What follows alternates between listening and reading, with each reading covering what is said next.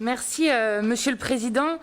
Bravo, Monsieur Frérot, bravo, Monsieur Déo. Si vous deviez interpréter une pièce de théâtre mettant en scène l'appétit vorace des multinationales déconnectées de la réalité, vous n'auriez pas fait meilleure prestation. Nous voilà témoins d'une tentative d'OPA de Veolia sur Suez, avec vous dans le rôle principal, celui d'une multinationale ayant fait main basse sur notre bien commun le plus précieux, l'eau, et qui décide d'engloutir son concurrent direct pour des raisons de maximisation de gains, bref, la foire d'empoigne habituelle et navrante du capitalisme.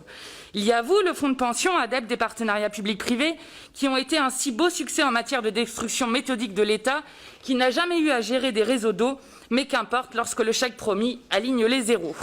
Et puis en arrière-plan, il gravite autour de ce projet toute la galaxie de l'oligarchie financière, qui tend l'oreille, prodigue ses conseils, de Jean-Marie Messier à Laurence Parisot, en passant par Anne Lauvergeon et les banques.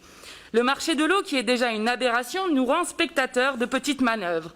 Tentatives de corruption, commissions occultes et rétrocommissions, emplois fictifs et j'en passe. Ça, c'est ce qui se passe dans votre petit microcosme et qu'on nous relaie dans la presse. Et puis, il y a les gens, les véritables personnages, ceux qui ne sont pas en papier. La catastrophe sociale, les 4300 personnes qui ont des vies, des histoires, des désirs, susceptibles d'être licenciées au profit de vos actionnaires.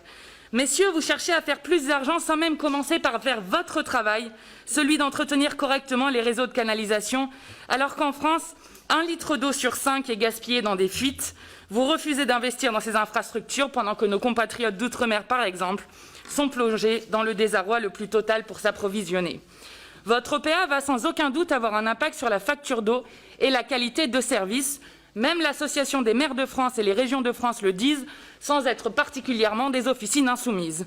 Il faut impérativement abandonner ce projet insensé, stopper cette OPA hostile opérée à marche forcée. Notre souveraineté n'est pas à vendre.